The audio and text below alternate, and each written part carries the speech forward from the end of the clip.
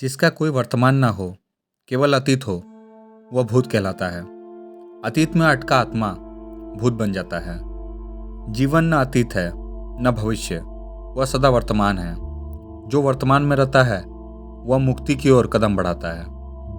आत्मा के 3 स्वरूप माने गए हैं: जीवात्मा, प्रेतात्मा और सूक्ष्मात्मा।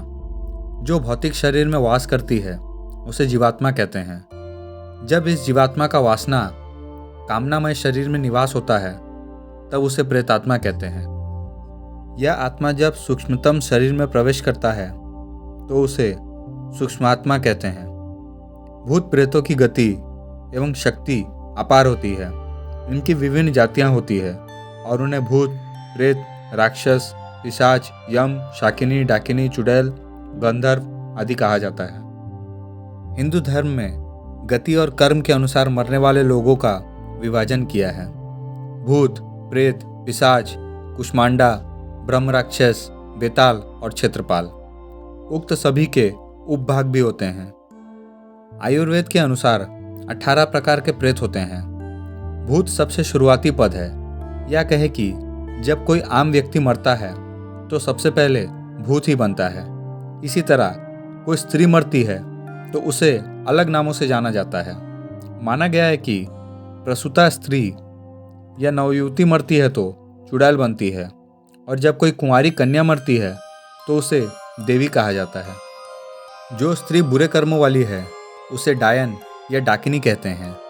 इन सभी की उत्पत्ति अपने पापों, व्याभिचार से, अकाल मृत्यु या श्राद्ध न होने से होती है।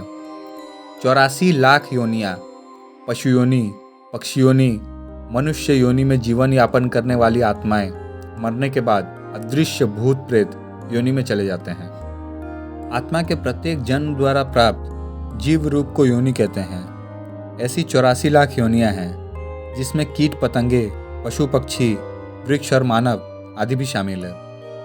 प्रेत योनि में जाने वाले लोग अदृश्य और बलवान हो जाते हैं, लेकिन सभी मरने वाले इसी योनि में नहीं जाते। और सभी मरने वाले अदृश्य तो होते हैं लेकिन बलवान नहीं होते। यह आत्मा के कर्म और गति पर निर्भर करता है। बहुत से भूत या प्रेत योनि में न जाकर पुनः गर्भ धारण कर मानव बन जाते हैं। पितृपक्ष में हिंदू अपने पितरों का तर्पण करते हैं। इससे सिद्ध होता है कि पितरों का अस्तित्व आत्मा अथवा भूत प्रेत के रूप में होता है। गरुड़ पुराण में भी भूत प्रेतों के विषय में विस्तृत वर्णन मिलता है। श्रीमद् भागवत पुराण में भी धुंधकारी के प्रेत बन जाने का वर्णन आता है। अतृप्त आत्माएं बनती है भूत। जो व्यक्ति भूखा, प्यासा, संभोग सुख से विरक्त, राग, क्रोध, द्वेष, लाभ, वासना आदि इच्छा और भावनाओं को लेकर मरा है, अवश्य वह भूत बनकर भटकता है। और जो व्यक्ति दुर्घटना, हत्या, आत्महत्या आदि से मरा है वह भी भूत बनकर भटकता है। ऐसे व्यक्तियों की आत्मा को तृप्त करने के लिए श्राद्ध और तर्पण किया जाता है। जो लोग अपने स्वजनों और पितरों का श्राद्ध और तर्पण नहीं करते वे उन अतृप्त आत्माओं द्वारा परेशान होते हैं। नाम की वायु। वेद अनुसार मृत्युकाल में यम नामक वायु में कुछ काल तक आत्मा स्थिर रहने के बाद पुनः गर्भ धारण करती है। जब आत्मा गर्भ में प्रवेश करती है तब वह गहरी सुषुप्ति अवस्था में होती है।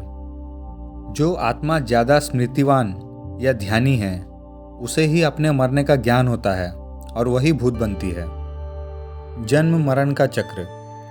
जिस तरह सुषुप्ति से स्वप्न और स्वप्न से आत्मा जागृति में जाती है, उसी तरह मृत्यु काल में वह जागृति से स्वप्न और स्वप्न से सुषुप्ति में चली जाती है, फिर सुषुप्ति से गहन सुषुप्ति में।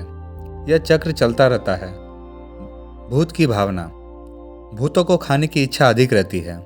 इन्हें प्यास भी अधिक लगती है, लेकिन तृप्ति नहीं मिल पाती। ये बहुत दुखी और चिड़चिड़े होते हैं। यह हर समय इस बात की खोज करते रहते हैं कि कोई मुक्ति देने वाला मिल जाए। ये कभी घर में तो कभी जंगल में भटकते रहते हैं। भूत की स्थिति। ज़्यादा शोर, उजाला और मंत्र उच्चारण से दूर रहते हैं, इसलिए इन्हें कृष्ण पक्ष ज़्यादा पसंद है। और 13, 14 तथा अमावस्या को या और भी मजबूत स्थिति में रहकर सक्रिय रहते हैं। भूत प्रेत प्राय उन स्थानों में दृष्टिगत होते हैं जिन स्थानों से मृतक अपने जीवन काल में संबद्ध रहा हो या जो एकांत में स्थित हो। बहुत दिनों से खाली पड़ा घर या बंगले में भी भूतों का वास होता है। दोस्तों, अगर आत्माओं की यह बातें पसंद आई तो चैनल को लाइक, शेयर, सब्सक्राइब जरूर करें।